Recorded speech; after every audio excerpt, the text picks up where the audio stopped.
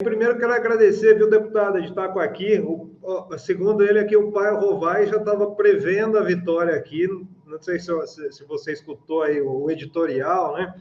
Mas prevendo a vitória do Lula nesse ano. E a gente colocou duas notícias antes aqui, que eu gostaria de te ouvir sobre isso. Uma foi a entrevista do Rui Falcão, né? Que ele próprio disse que é uma pequena corrente dentro do PT que ainda resiste ao nome do Alckmin. Queria saber onde você está situada no partido em relação a isso, né? Eu acredito, eu sempre falo que até o momento eu não tenho uma opinião formada sobre, tá? E outra coisa, em relação à eleição ainda, para a gente falar um pouquinho, hoje o Fábio Faria, ministro das Comunicações, deu uma entrevista na Tribuna do Norte falando que o Moro é a poupança de votos do Bolsonaro para o segundo turno. Ou seja, o Bolsonaro está apostando mais uma vez no Sérgio Moro para tentar ter a esperança de ganhar as eleições. Então, passo a bola para ti. Obrigado, viu, Maria Rosário? Obrigada. Um beijo grande. Plínio, muito obrigada. Um abraço para todo mundo que assiste aqui a Revista Fórum, que acompanha. Estou acompanhando também pelos comentários. Muito legal. Tem gente que sabe, busca informação, repercute. Eu acho que a gente vai fazendo comunidades que não estão só nas nossas bolhas. Já não estão mais só, né? Mas aquele período em que a gente estava sozinho também, em que a gente teve que se fortalecer, não pode ser esquecido. Com certeza. Acho que isso é importante dizer para vocês, que são a resistência desde sempre. Eu lembro da Fórum desde muito antes do golpe e, sobretudo, no período da prisão do Lula, nos tempos difíceis do fascismo mais aguerrido. Então, deixo um abração para o Rovai, para todo mundo que compôs este espaço de resistência chamado Revista Fórum. E todos os demais também. Olha, as duas questões que o Plínio trouxe, elas são fundamentais para a vida política do país, né? Mas qual é a referência da política para nós? É como atender a população brasileira e como mudar o Brasil. Essa é a pressa que a gente tem. É uma situação absurda, inclusive, para a gente que, há pouco tempo atrás, viveu um impeachment fraudulento, o golpe contra Dilma, onde criaram, a Câmara dos Deputados criou, e as instituições, uma fraude para justificar o impeachment. Hoje, com mais de 100 pedidos de impeachment, com base real e com crimes de responsabilidade, a gente ainda ter todo este tempo para chegar lá, no processo eleitoral, e ver o fim deste governo Bolsonaro. A cada dia com Bolsonaro é um dia pior para o Brasil. Hoje, agora, as UTIs têm crianças, porque a vacinação das crianças demorou como parte de um projeto de disputa. Mais uma vez, a vida humana é colocada em risco. A ciência liberou, a Anvisa liberou, e a gente viu tudo isso. No entanto, as crianças não foram vacinadas, e muitas delas, talvez, já tenham, para a tristeza das famílias, uma condição muito difícil nesse momento, e tomara que a gente consiga superá-la. Agora, nós só estamos segurando a pandemia, nesse atual momento em que há uma disseminação grande dessa nova variante no Brasil, porque estamos vacinados. Então, a gente tem que saber bem o que o inimigo político, inimigo da ciência, inimigo da democracia, inimigo da razão, do óbvio. O que significa para nós, temos que seguir com Bolsonaro nesse governo, que está lá, e ainda irmos levando até o processo eleitoral. No entanto, o fascismo nunca está derrotado até ele ser derrotado completamente.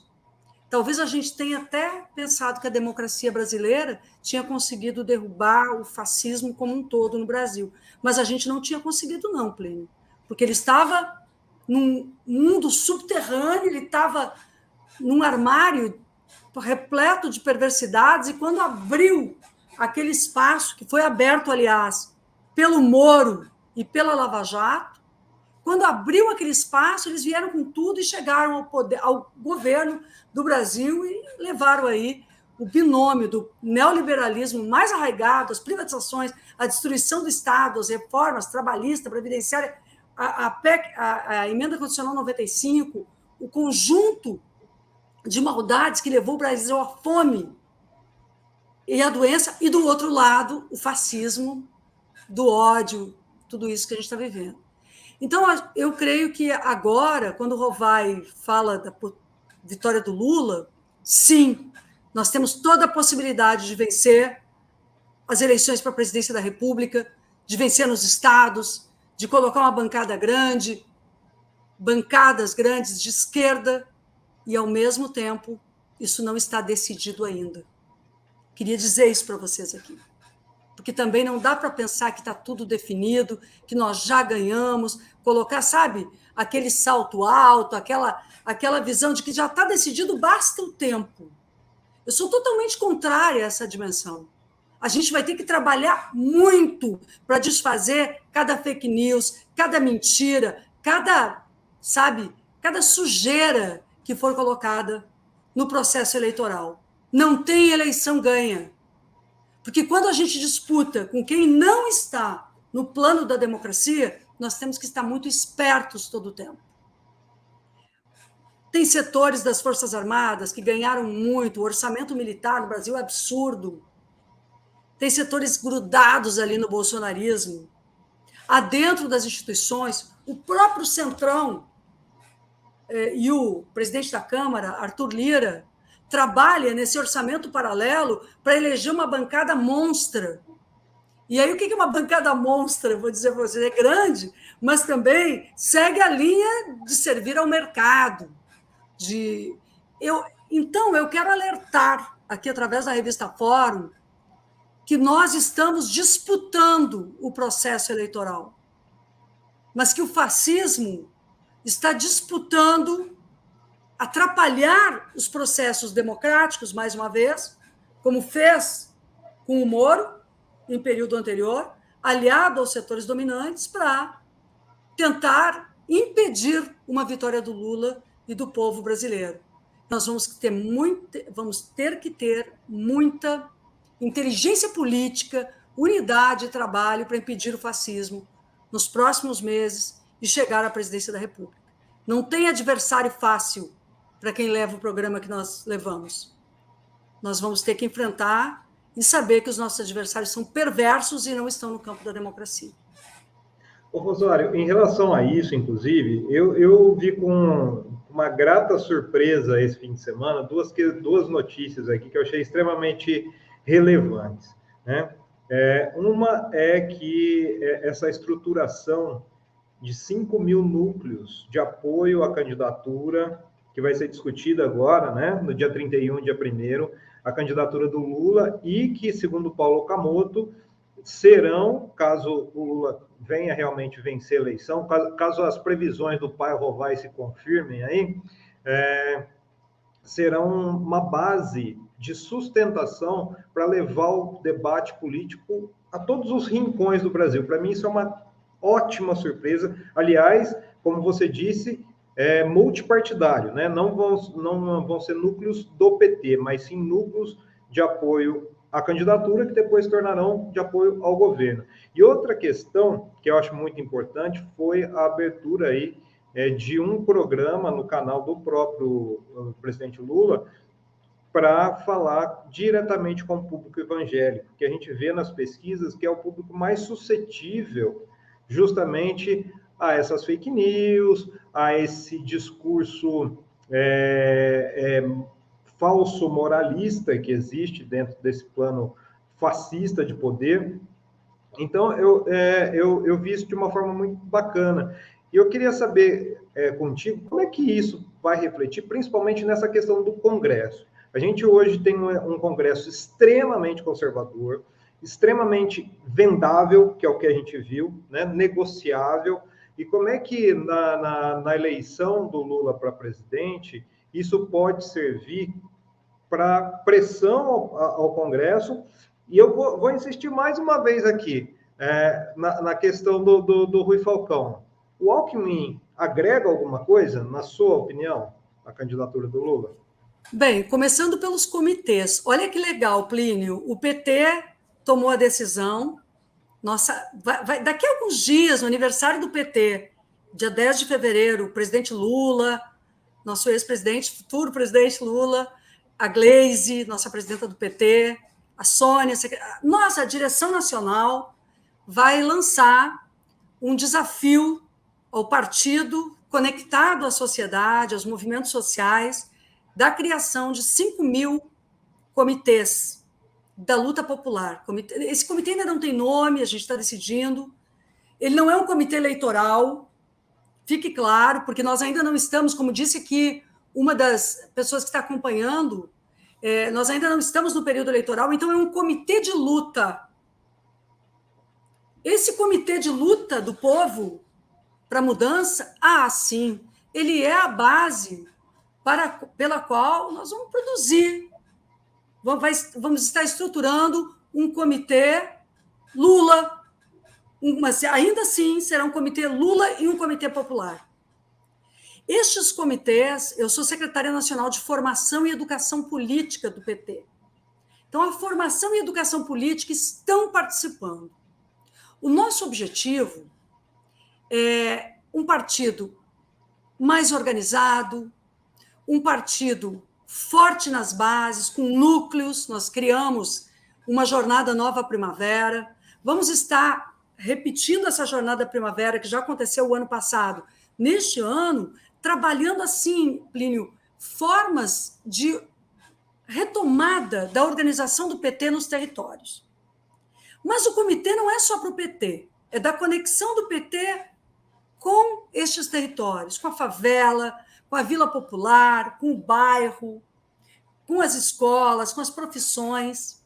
Ao organizar até maio esses comitês, e talvez perder o controle do número de comitês que possam existir no Brasil, porque qualquer pessoa vai poder organizar o seu comitê com os seus vizinhos, ou com seus amigos, com a sua família, para receber materiais, informações, desfazer fake news, estabelecer uma conexão direta do partido, depois da campanha, assim, com a sociedade. Estes comitês, a ideia é que eles permaneçam depois da eleição, porque eles vão ser comitês, eu estou chamando quase de comitê de prevenção contra qualquer golpe. Uhum. Aí eu já vou entrando no tema Alckmin. O que faz existir um golpe não é um vice. Não foi o Temer sozinho que deu o golpe. Foi a correlação de forças, os setores do mercado e os setores por dentro das instituições e a grande mídia. Isso tudo pode se reunir contra o Lula no futuro? Pode. Então, o perigo não é o Alckmin ou não o Alckmin. Até a pergunta que me fizeram quando me convidaram aqui para vir na Fórum hoje, até debatendo um diálogo assim com o Rui Falcão, o Lula precisa do Alckmin? Eu acho que o Lula não precisa do Alckmin. Mas a luta antifascista precisa ter, além do Lula, figuras do campo eleitoral, do campo da democracia. Eu tenho muitos senões, e eu sei que vocês em São Paulo ainda têm muito mais críticas ao Alckmin, mas eu não estou me propondo de forma alguma a votar no Alckmin para a presidência da República, ou ao projeto que ele carregue. Eu vou apoiar e nós vamos estar com o Lula. Em qualquer circunstância, nós vamos estar com o Lula. A unidade, eu até vou dizer para ti, Plínio, eu sou de um grupo político dentro do PT, a Avante, que tem uma posição crítica a uma aliança com Alckmin, muito próxima do Rui Falcão. Mas eu estou mais ou menos como Plínio, querendo debater este tema para verificar o que pode não agregar aqui ao Lula. Apesar da gente não poder ser arrogante e dizer assim, não agrega nada. Nós não podemos ser arrogantes com isso. Eu acho a arrogância o pior da política. Mas eu diria que o mais importante é o que tira do outro lado. Porque realmente nós temos que nos preocupar em vencer no primeiro turno. E não deixar nenhum espaço para o fascismo. Claro, eu acho que nós vamos ter uma... O Lula é a esquerda. Sinceramente, o Lula que nós estamos conversando hoje é um Lula, inclusive, passando pela prisão, vivenciando o golpe, é um Lula que diz, eu vou fazer um governo, vocês vão me ajudar e nós vamos fazer um governo ainda maior e melhor, mais profundamente dedicado a transformações. O Lula que nós estamos vendo agora é o Lula que diz, nós vamos revogar a reforma trabalhista, nós vamos revogar o teto de gastos. O Lula não vacila em nada, gente. Não precisa ter problema aqui. É o programa. O que nós precisamos ter é um programa, um projeto. E este projeto tem um pacto entre Lula e a transformação do Brasil. É um Lula muito mais à esquerda e um partido muito mais à esquerda, como o PT, com muito menos ilusões nas alianças do que tínhamos há algum tempo atrás. Havia setores no PT que diziam assim, tem que ter uma aliança liberal, neoliberal ninguém dizia, mas liberal e tal, não sei o quê. Não, eu acho que não é isso. Mas se agregar um setor antifascista... Então, eu estou, Plínio, te ouvindo, lendo o que as pessoas estão falando aqui, mas dizendo, ninguém é o golpe como pessoa. E acho que deslocar uma parcela do tucanato a essa altura para governar o Brasil, enquanto o Centrão, o Lira, colado no Bolsonaro, faz um orçamento paralelo e tenta fazer maioria de deputados, nós temos que fazer maioria aqui. Nós vamos ter que fazer maioria de deputados e deputadas para governar com o Lula. Então, eu estou pensando aqui, né? Estou pensando junto contigo com quem está aqui.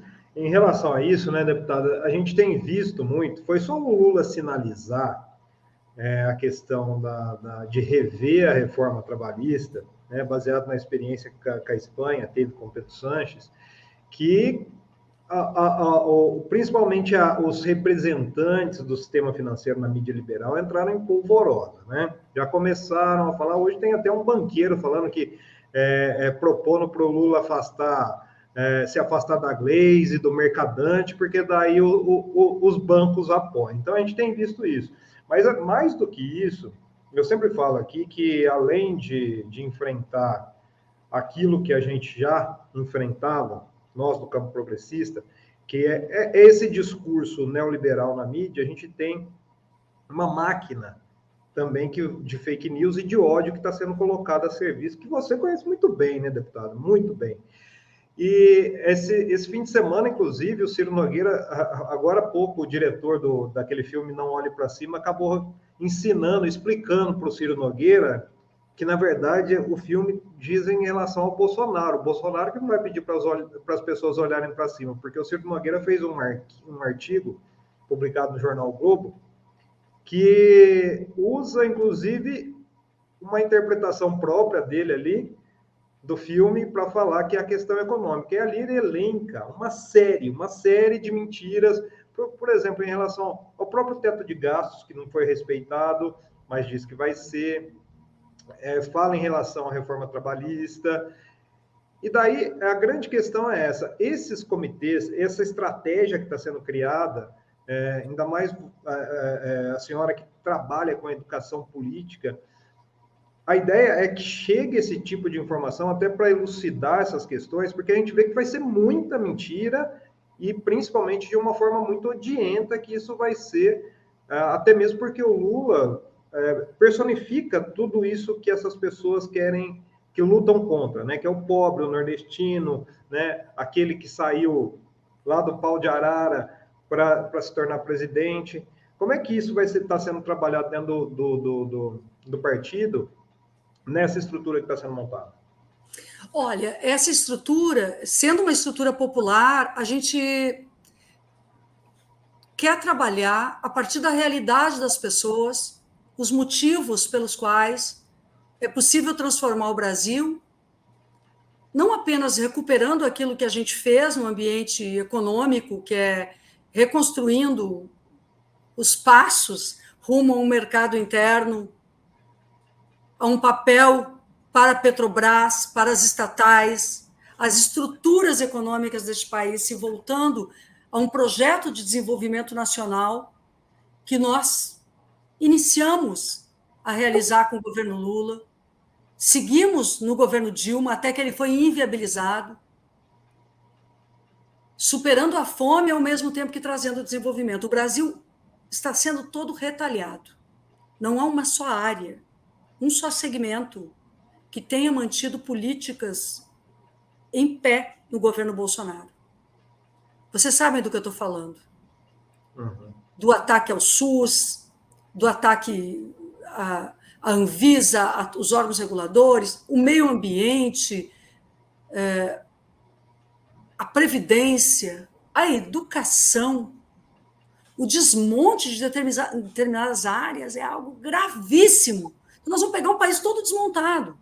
Aqui de onde eu vejo hoje, né, a nossa situação, pensando no Rio Grande do Sul, mas isso pode ser essa avaliação pode ser análoga a qualquer região do Brasil. Por exemplo, o superporto de Rio Grande, uma cidade que recebeu investimentos importantíssimos, o desenvolvimento da metade sul, a criação da Unipampa, da Universidade Federal da Fronteira Sul, da Universidade de Ciências da Saúde de Porto Alegre, qualquer lugar do Brasil que tu olhe, ainda há tempo, vencendo as eleições desse ano, de recuperarmos o papel das instituições públicas e de redesenharmos as funções do Estado.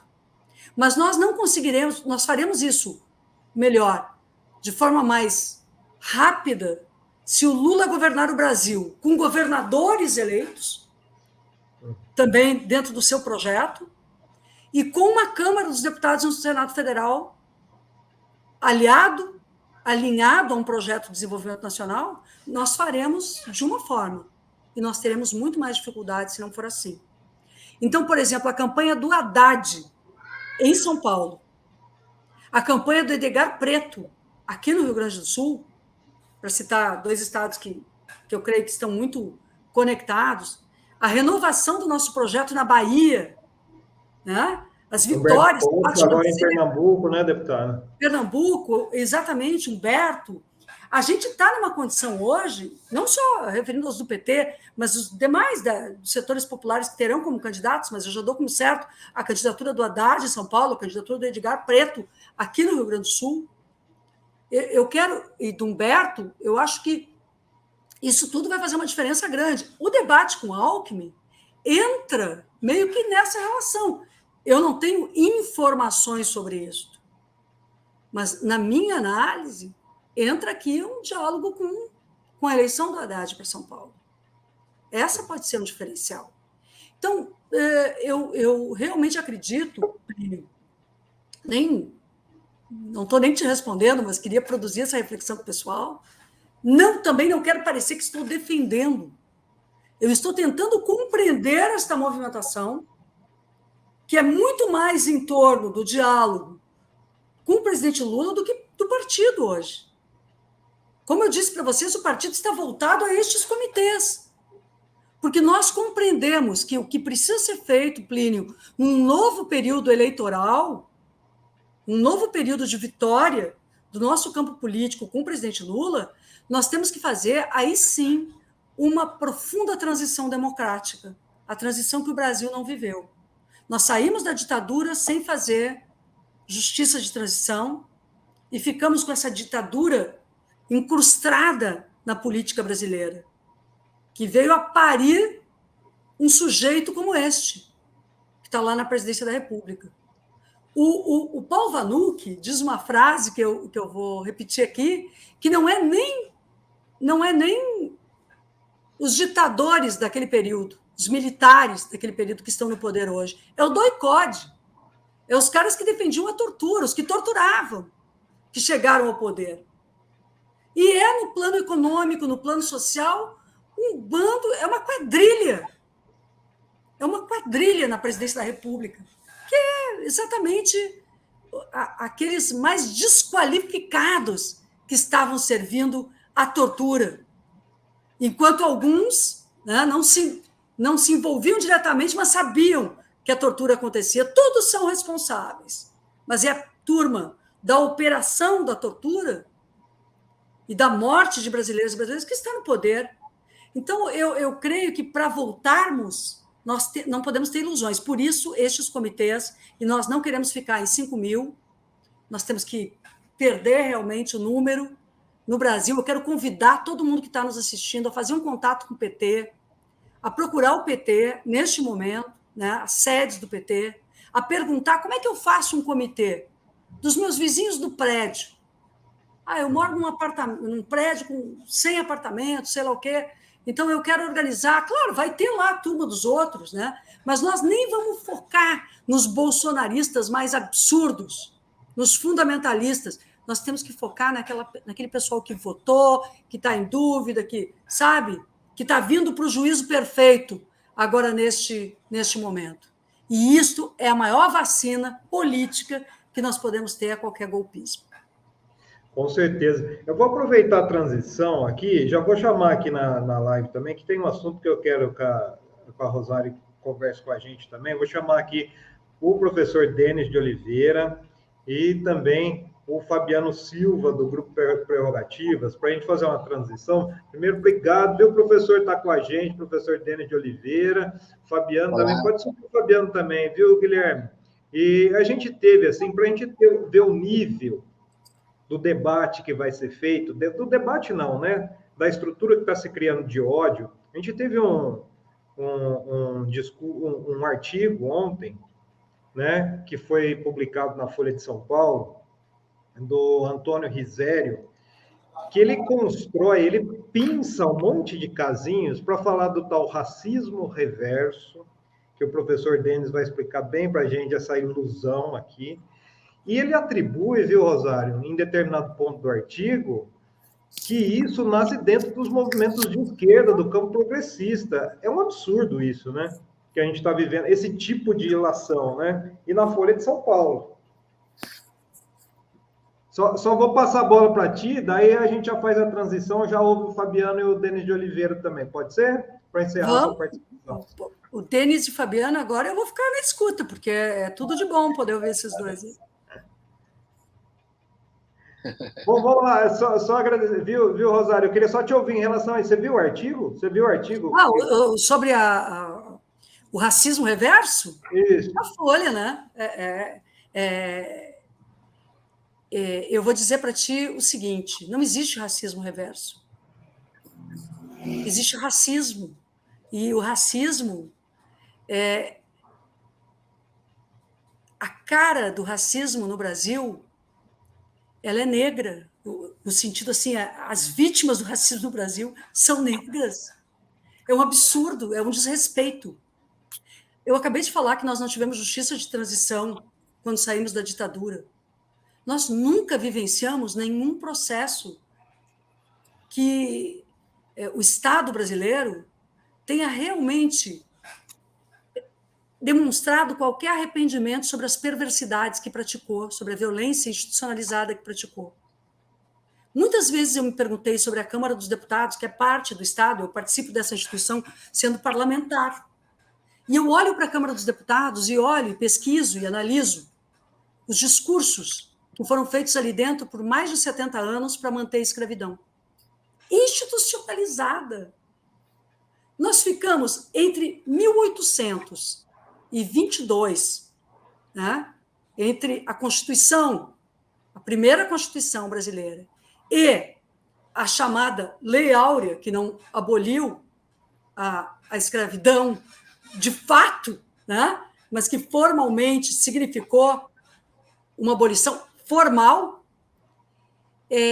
nós tivemos mais de 70 anos em que as elites brasileiras, por dentro do parlamento e do poder, defendiam um regime escravocrata, que não existia mais em nenhum lugar do mundo. E a derradeira, mas formal lei Áurea, ela foi precedida por uma série de leis, como a lei do ventre livre, como a lei do sexagenário, que eram arremedos para justificar a continuidade da escravidão. E o grande nó da escravidão no Brasil, para aqueles discursos parlamentares, era de que eles tinham grande preocupação do que seria cobrado em termos de terra, de trabalho. Então, só foi assegurado, mesmo formalmente, o fim da escravidão quando os negros e negras puderam ser jogados fora e continuarem sendo explorados por outras formas, sem qualquer indenização.